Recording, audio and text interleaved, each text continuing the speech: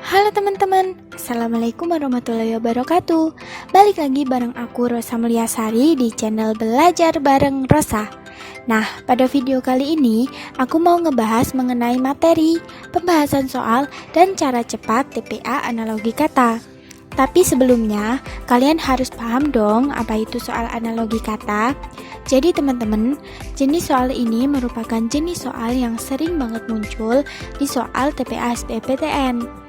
Untuk mengerjakan soal jenis ini, yang harus kita cari yaitu kata atau kalimat penghubung yang dapat menghubungkan pasangan kata yang tersedia di sebelah kiri, sehingga pasangan kata tersebut mempunyai hubungan yang sama atau serupa dengan pasangan kata yang ada di sebelah kanan. Dan juga, pilihan jawabannya biasanya tuh banyak yang membingungkan. Maka dari itu, untuk mengerjain jenis soal ini, kita perlu tips dan trik untuk menghemat waktu. Oh ya, sebelumnya jangan lupa buat like video ini, komen ketika kalian ada pertanyaan mengenai pembahasan, atau kalian juga bisa kontak aku via DM Instagram. Jangan lupa juga buat share ke teman-teman kalian, dan tentunya subscribe dan nyalain tombol lonceng supaya kalian dapat notif ketika aku upload video baru. Nah, sebelum masuk contoh soal dan pembahasan, aku mau ngasih tips dan trik untuk ngerjain soal analogi dengan mudah. Trik yang pertama, menentukan kata kunci hubungannya khusus atau spesifik dari dua atau lebih kata yang diberikan. Karena semakin spesifik, semakin mudah untuk kita menentukan hubungan yang paling sesuai.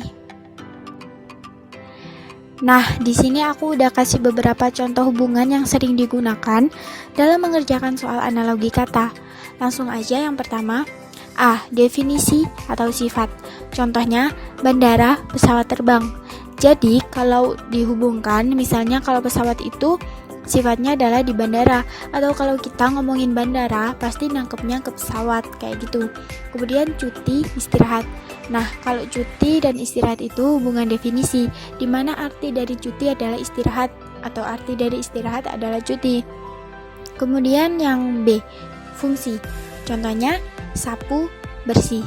Jadi, fungsi dari sapu adalah untuk membersihkan. Lap, kering. Fungsi dari lap adalah untuk mengeringkan. Kemudian yang C, bagian dan keseluruhan. Contohnya, cabang, pohon. Bagian dari pohon adalah cabang. Kemudian ada lautan, air. Bagian dari lautan adalah air. Atau juga bisa keseluruhan dari air adalah lautan, kayak gitu. Kemudian yang D, sebab akibat. Contohnya, melanggar, dihukum. Kalimatnya kayak dihukum karena melanggar. Jadi sebabnya yaitu melanggar, akibatnya dihukum.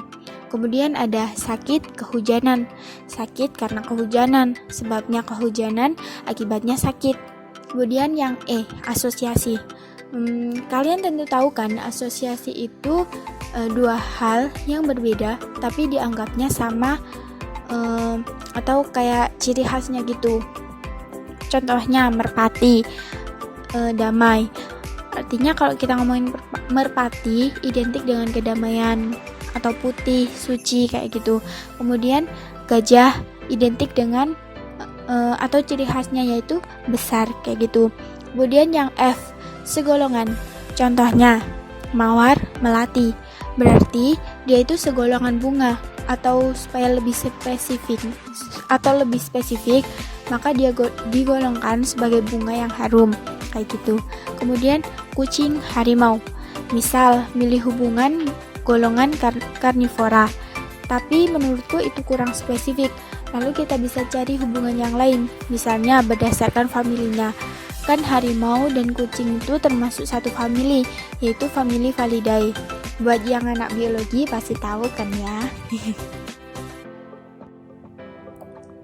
Next, trik yang kedua. Jika kalian masih kesulitan meskipun udah nentuin sifat spesifiknya, kalian bisa buat kata-kata tersebut menjadi sebuah kalimat dengan menggunakan hubungan analogi yang ada. Kemudian contoh soalnya, yang A, kelelawar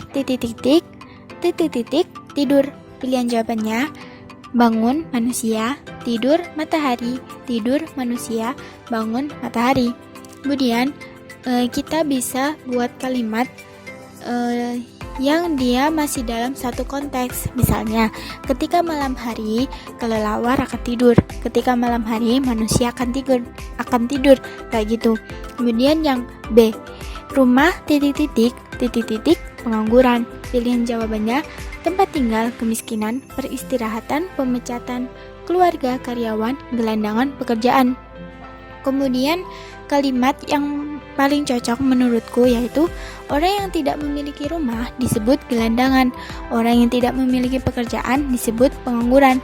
Jadi kalian bisa buat permisalan kalimat terserah kalian, asalkan dia tuh masih relate atau berhubungan satu sama lain dan masih dalam satu konteks kayak gitu. Next, tips dan trik yang ketiga, gunakan hubungan kata pada masing-masing pilihan jawaban. Masukkan di tempat kata-kata dalam pasangan pertanyaannya. Kemudian contoh soalnya.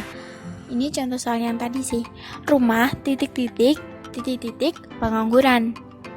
Kemudian pilihan jawabannya ada tempat tinggal, kemiskinan, peristirahatan, pemecatan, keluarga, karyawan, gelandangan, pekerjaan.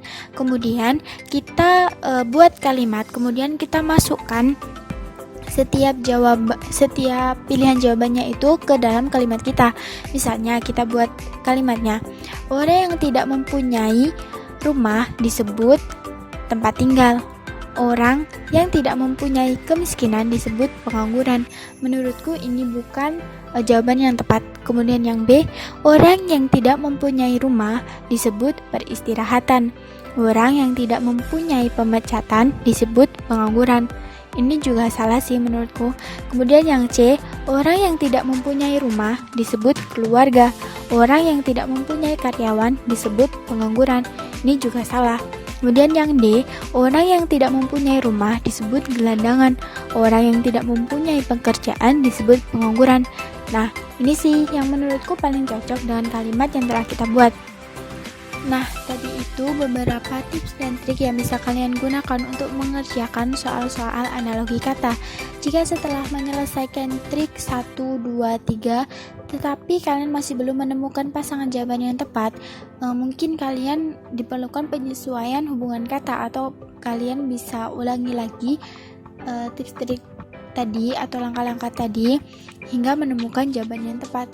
Nah, cukup sekian pembahasan kali ini. Kalian bisa request video selanjutnya dengan tulis di kolom komentar. Dan aku juga bakal update video pembahasan soal TPA analogi kata di video part 2. Maka dari itu, kalian jangan lupa buat subscribe dan nyalain tombol lonceng supaya kalian gak ketinggalan ketika aku upload video baru. Terima kasih. Wassalamualaikum warahmatullahi wabarakatuh.